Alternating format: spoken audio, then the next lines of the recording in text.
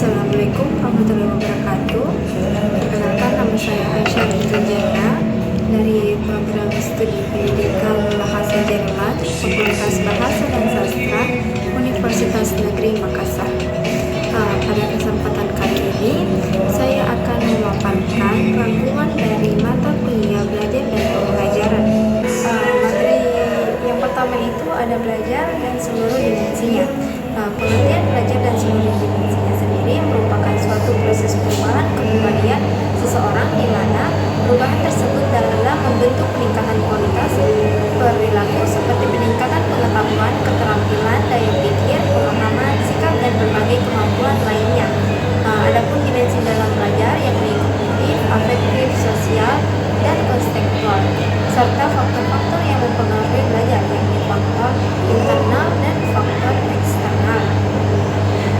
Serta ada teori-teori psikologi belajar yakni behaviorisme, kognitivisme, dan konstruktivisme. Adapun prinsip-prinsip belajar yakni prinsip kesiapan, prinsip motivasi, prinsip persepsi dan keaktifan, prinsip tujuan, perbedaan individual, transfer dan refleksi, belajar kognitif, belajar afektif, belajar evaluasi, dan prinsip belajar psikomotor. Adapun pembelajaran dan dimensinya, belajar merupakan suatu proses atau upaya yang dilakukan setiap individu untuk mendapatkan perubahan tingkah laku baik dalam bentuk pengetahuan, keterampilan, sikap, dan nilai positif sebagai suatu pengalaman dari berbagai materi yang telah dipelajari. Selanjutnya ada tujuan pembelajaran. Hierarki tujuan dalam pendidikan. Tujuan pembelajaran harus dirumuskan karena akan membantu mempermudah pendidik dalam menentukan metode pengajaran serta memudahkan pengawasan dan penilaian hasil belajar yang sesuai yang diharapkan dan memberikan pedoman bagi anak didik dalam menyelesaikan materi dan kegiatan belajar.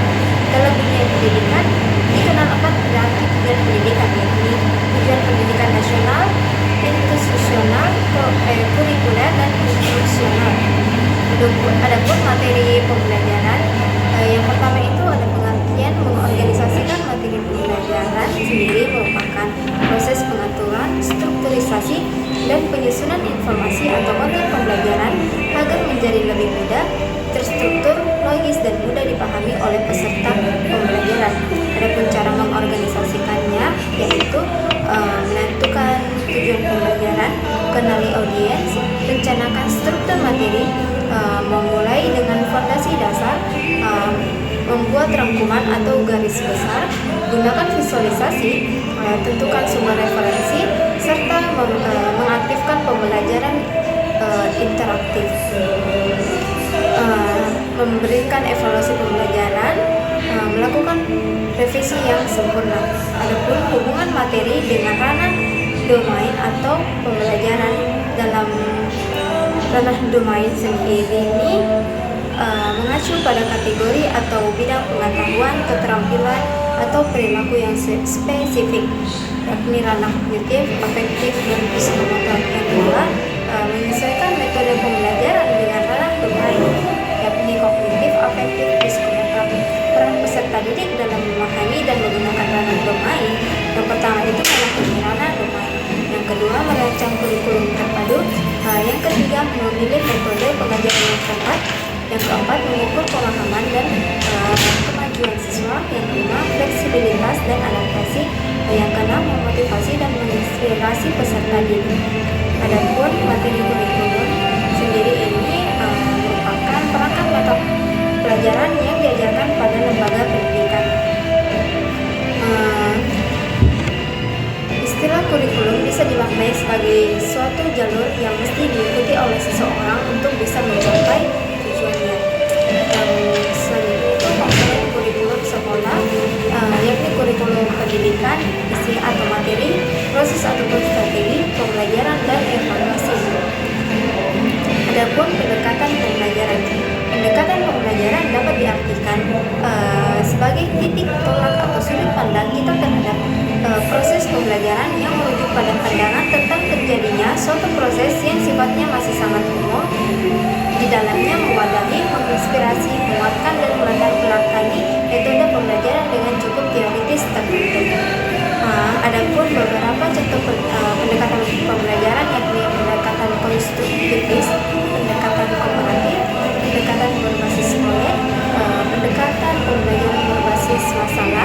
blended learning, pendekatan pembelajaran berbasis game, pendekatan pembelajaran berbasis inquiry, pendekatan pembelajaran aktif, serta pendekatan pembelajaran yang berorientasikan pada tugas. Adapun media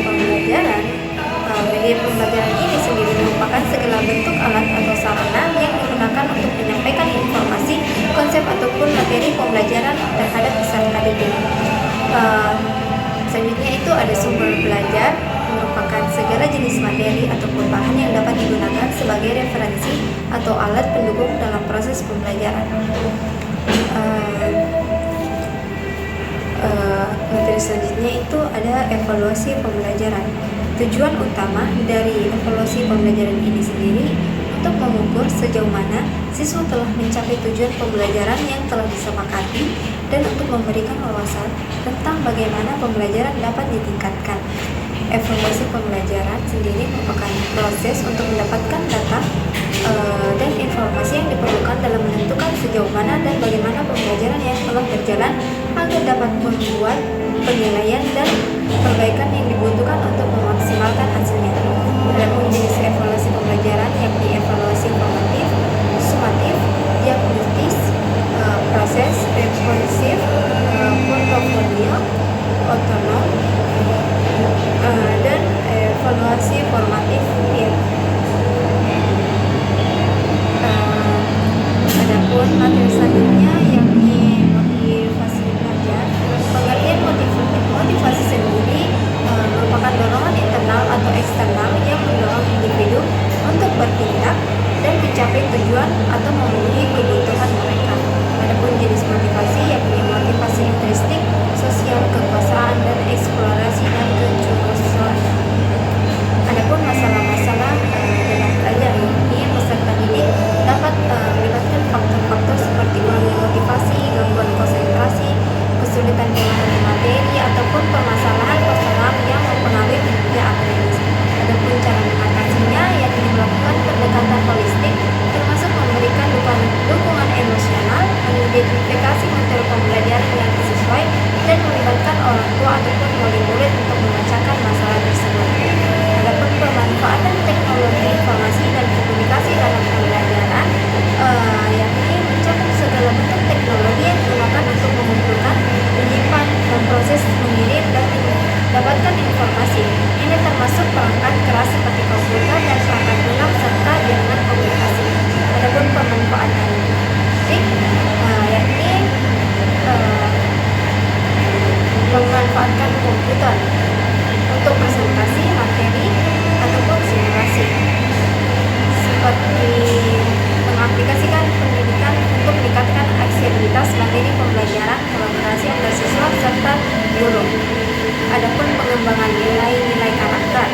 Nilai-nilai karakter mencakup sifat-sifat moral dan etika yang mencerminkan kepribadian seseorang. Ini melibatkan aspek-aspek seperti integritas, tanggung jawab, kejujuran, kerjasama, keadilan, dan semangat sosial. Nilai-nilai karakter yang dapat dikembangkan dalam proses pembelajaran dapat melibatkan keberanian, kerjasama, rasa tanggung jawab, kedisiplinan, kejujuran, dan kerendahan hati. Adapun cara mengembangkan nilai karakter yakni membentuk karakter. Selain itu melibatkan siswa dalam kegiatan ekstrakurikuler, proyek kolaboratif, serta mendukung model peran positif dari guru dan lingkungan pembelajaran yang mendukung perkembangan nilai-nilai karakter. Kurang lebihnya.